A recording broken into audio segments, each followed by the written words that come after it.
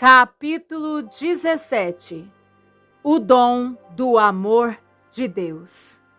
O amor cobre tudo. O ódio excita contendas, mas o amor cobre todas as transgressões. Provérbios 10, versículo 12. Que verdade maravilhosa! O amor cobre todas as transgressões. Frase-chave: o amor cobre. Então deixe ele cobrir as coisas que você acha irritantes ou ofensivas nos seus irmãos e irmãs. Deixe ele cobrir os ferimentos e dores do passado. O amor cobre. Então deixe ele fazer o seu trabalho. Amor é um assunto tão importante que o apóstolo Paulo separou um capítulo inteiro em sua primeira carta aos Coríntios. 1 Coríntios 13 não apenas nos mostra o que é o amor, mas também nos ensina que não precisamos gerar o amor com nenhum esforço nosso. Mesmo que quiséssemos fazer isso, não conseguiríamos. O amor é um dom de Deus. É o seu amor, porque Ele é amor. Nada pode substituir o amor, e todos precisamos mais dele. O cântico diz: o amor é um dom de Deus. Ele o deu a você e a mim. Paulo começou o poderoso capítulo 13 mostrando-nos quão importante e indispensável é o amor. Ainda que eu falasse as línguas dos homens e dos anjos e não tivesse amor, seria como o metal que soa ou como o símbolo que retine. 1 Coríntios 13:1. Falar em línguas é um dom maravilhoso e tem levantado muitos de nós a regiões celestiais. Mas se não é acompanhado com amor, nos tornamos como o metal que soa ou como o símbolo que retine. E ainda que tivesse o dom de profecia e não tivesse amor, nada seria. 1 Coríntios 13:2. Mesmo se nós tivéssemos um dom tão grande quanto o de Isaías, Jeremias, Ezequiel e Daniel, ou mesmo um dom tão grande quanto o de todos eles somados, e não tivéssemos amor, não poderíamos fazer nada. Frase-chave: cada dom do Espírito Santo, não importando sua importância, opere somente em proporção ao amor que está em nosso coração pelas pessoas. Esses dons são dados a nós para servirmos e ministrarmos ao povo. E ainda que conhecesse todos os mistérios e não tivesse amor, nada seria. 1 Coríntios 13:2. Entender os mistérios de Deus é uma das minhas aspirações pessoais. Por isso eu tinha de ter certeza de que o amor é sempre a minha motivação. E ainda que tivesse todo o conhecimento e não tivesse amor, nada seria. 1 Coríntios 13:2.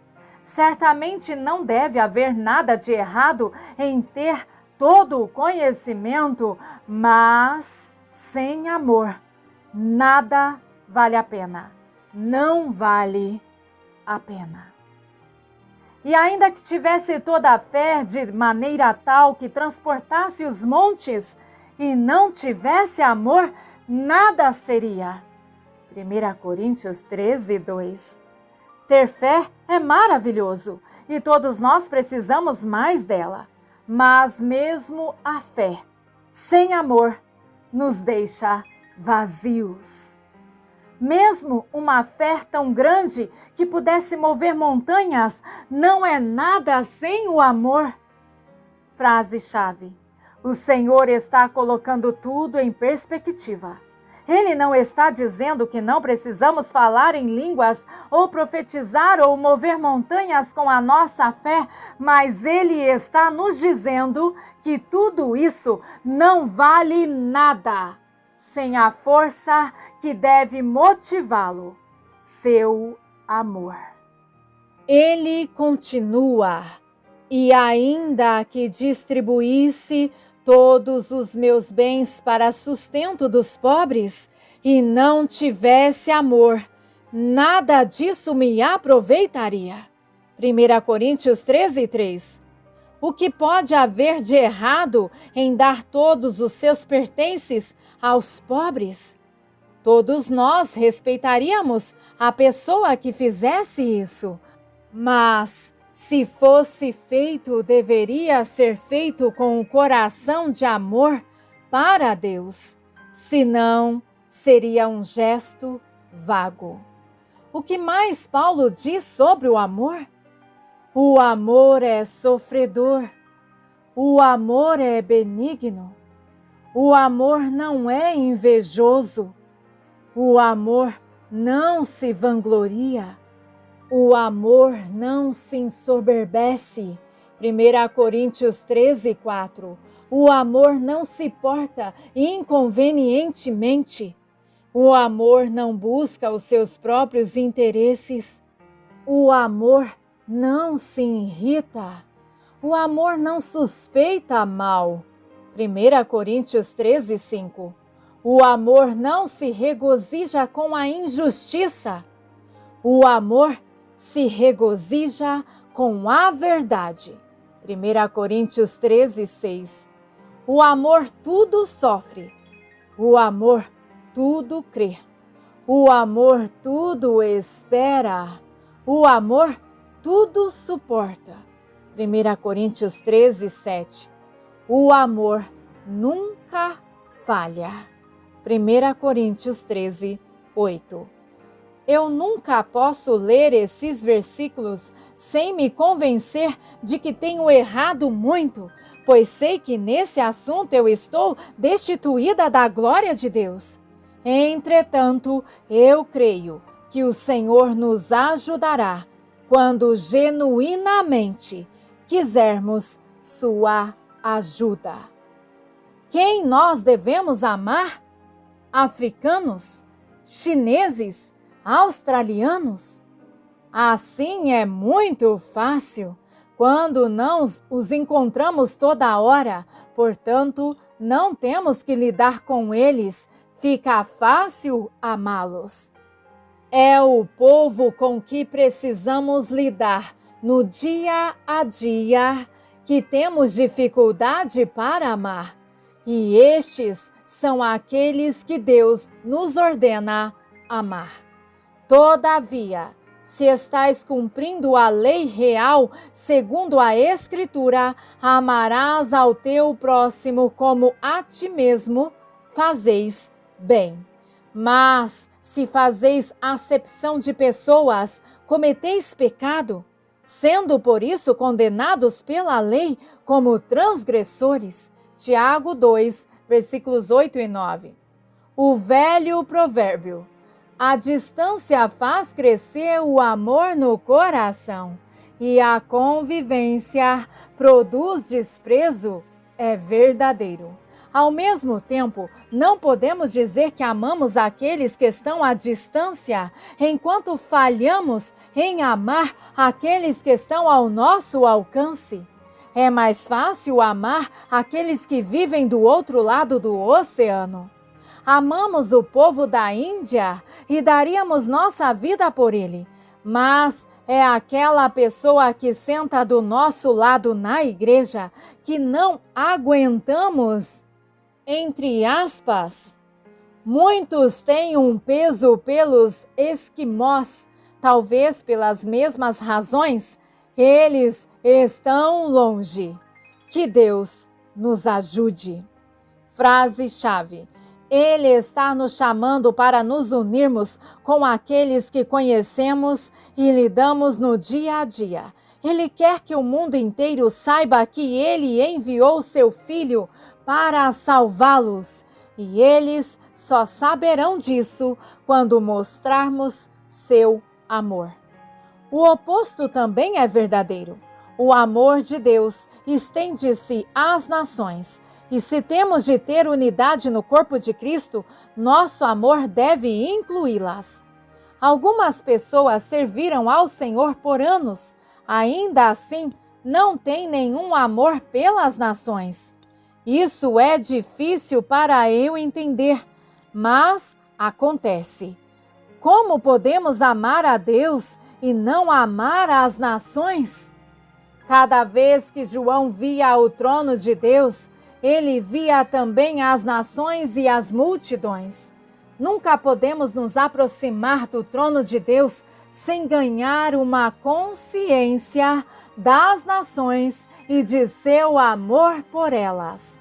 Deus quer nos desafiar e aumentar nossa visão pelo povo que Ele ama. Aqueles que visitaram nosso acampamento foram abençoados em conhecer pessoas de diferentes nações.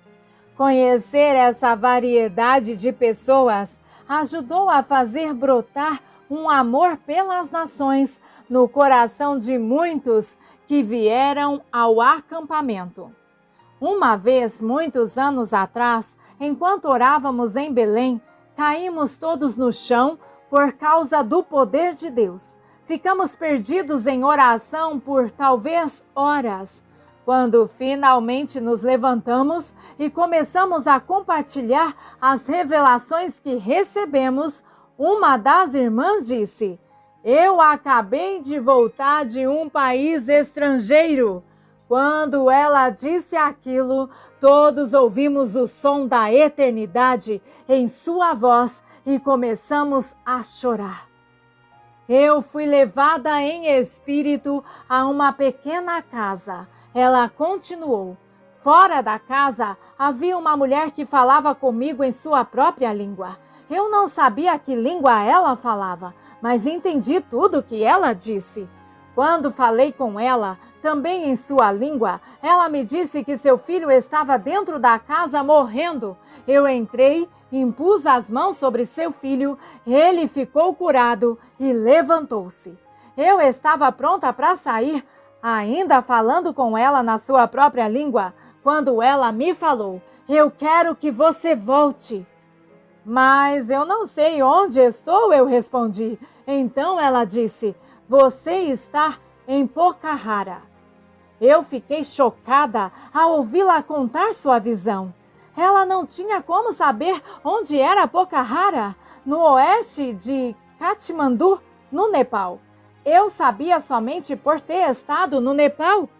Ela descreveu a casa como se estivesse de frente para um lago. Ela disse que atrás do lago havia uma grande montanha e descreveu sua forma. Eu vi aquela mesma montanha em Pokhara quando fui visitar meu amigo, o príncipe, tio do rei do Nepal. Ele tinha uma casa de férias do lado daquele lago com a montanha ao fundo. A irmã que tinha tido esta visão nunca tinha ido ao Nepal e não sabia nada sobre as pessoas dali, mas Deus a levou ali, em espírito, e sobrenaturalmente colocou em seu coração um amor pelos nepalenses. Frase-chave: o amor de Deus é tão sobrenatural como o dom de falar em línguas.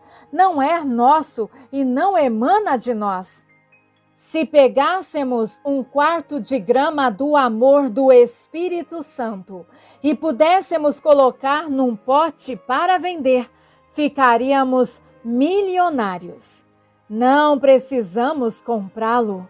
Mesmo que não tenha preço que pague o amor de Deus, Ele prometeu nos dar. Oh, se pudéssemos apreciar o amor de Deus um pouco mais e um pouco mais, e usá-lo bem e manter bons relacionamentos com aqueles que vivem ao nosso redor, como o nosso mundo seria diferente. Frase-chave: se nos dispusermos a nos abrir para o mundo, Deus vai colocar seu amor em nós, para fluir através de nós aos homens e mulheres por toda a parte. Se estivermos dispostos a nos abrir às pessoas ao nosso redor, Deus colocará o seu amor em nós, para fluir através de nós para a nossa família e amigos e companheiros da igreja. Quando fechamos nosso coração para qualquer um, abafamos o amor de Deus e o fluir do seu amor termina. Não podemos fabricar amor. Todos já tentamos, mas não conseguimos. Mas se estivermos dispostos a recebê-lo, Deus tem baldes de amor direcionados a cada um de nós, prontos para derramar sobre nós. Quando entramos na presença de Deus, a coisa que mais nos irrita será esquecida. Quando o amor de Deus está operando em nós, nem percebemos as coisas que antes nos incomodavam tanto. Não há nada mais perfeito do que o amor. Não há nenhum conhecimento maior do que o amor. Não há maior revelação do que o amor. Não há sabedoria maior do que o amor. Por isso, não devemos nos surpreender se nos encontrarmos com falta de amor. No momento que pensamos estar obtendo bons resultados no assunto do amor, alguém começa a nos incomodar e precisamos juntar todas as forças para vencer aquela irritação que sentimos. Muitas vezes escuto as pessoas dizerem: eu realmente gostei daquela pessoa até conhecê-la melhor. Agora eu sei que não dá para gostar dela. Deveria ser bem o oposto. Quanto mais nos chegamos ao povo de Deus, mais deveríamos gostar deles. Quando escutamos as dores nos corações das pessoas, seus problemas, suas dificuldades na vida, as coisas que aconteceram com elas, formando-as da maneira que são, deveríamos sentir uma apreciação maior por elas. Essas coisas nos ajudam a saber por que elas reagem de certa maneira diante das situações e, com isso, podemos revelar suas reações. Quando começamos a sentir o bater do coração dos outros e ter uma ideia de sua caminhada diária, o nosso amor e a apreciação por eles deveria crescer também. É impossível para nós caminharmos com o sapato dos outros, porque cada um recebeu uma graça diferente. O que me incomoda talvez não o incomode nada. E o que faz você cair pode parecer para mim uma coisa pequena. Eu posso ter experimentado algo que você não experimentou, mas você certamente experimentou algo que me beneficiaria. O Senhor quer que nós começamos a olhar uns aos outros como Ele olha, como Ele vê. Para ver o coração, para ver o espírito e para esquecer as coisas pequeninas que normalmente nos incomodam. Eu sei que esta não é a maneira como o mundo vive, mas nós fomos chamados para uma dimensão mais alta, sublime, a dimensão do amor. Meus pais amavam as pessoas e repartiram esse amor com minha irmã, com meu irmão e comigo. Se a casa não está cheia de gente, eu convido pessoas para vir. Depois das minhas ministrações, geralmente alguma pessoa volta comigo para casa de alguma viagem, seja a Jerusalém ou seja agora na Virgínia. Precisamos uns dos outros e vamos precisar uns dos outros mais ainda nos próximos dias. Não teríamos chegado até aqui sem ajuda e também não vamos conseguir chegar ao lar sem ajuda. Você talvez não pensa que certa parte do corpo é muito importante até que ela começa a funcionar mal e lhe causar dor no corpo todo. Até mesmo o menor membro do seu corpo pode causar sofrimento ao corpo todo. Uma pequena junta pode lhe fazer uivar, gritar e reclamar. Ela pode causar tanta dor que você pode passar dias sem pensar em outra coisa. De repente, você sabe como aquela parte do seu corpo é importante. Deus quer nos mostrar da maneira menos dolorida possível o quanto somos importantes uns aos outros e o quanto precisamos uns dos outros. Talvez você pense que tem uma razão válida para alimentar maus sentimentos contra algum irmão, mas por causa do Calvário, não existe razão válida para sentir qualquer coisa contra seu irmão. Você foi perdoado, então Deus espera que você perdoe. Às vezes, quando nos chateamos com algo que foi dito ou feito que nos ofendeu, pensamos que não precisamos encontrar mais aquela pessoa. Estamos errados e precisamos reconhecer que estamos muito errados. Nunca é bom sermos independentes no Senhor.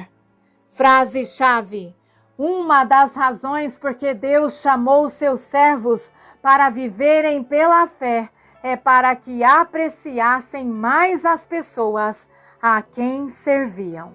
Não é um bom sentimento para um pregador ser economicamente dependente de outros, mas Deus assim escolheu por um propósito. Nenhum pastor é independente. Embora todos dependamos de Deus, também dependemos uns dos outros. Somos a família de Deus. Somos todos membros do corpo de Cristo e precisamos uns dos outros. A habilidade de amar sem pretensão, sem reservas e sem outro motivo escondido é divina e sobrenatural. E Deus quer colocá-la em nossos corações como um sinal a todo mundo que somos dele. Todos temos dias em que somos melhores nesse assunto que os outros. Todos passamos por momentos em que nós nos superamos, mas também passamos por momentos que parece que todos ao nosso redor nos incomodam. De repente, parece que todos ao nosso redor são porcos-espinho e estamos sendo fincados com suas pontas afiadas. Mesmo nesses momentos, saiba que, se você deseja amar e coloca o propósito no seu coração de amar pelo Espírito Santo que nos move, Deus vai fazer seu amor mais e mais disponível para você. Frase-chave: o amor a Deus e o amor aos irmãos caminham juntos. Quando um está presente, o outro automaticamente o segue. Vamos receber o dom do amor de Deus para prosseguir e compartilhá-lo com o mundo. Aleluia! Glórias seja dada ao nome santo do Senhor. Amém.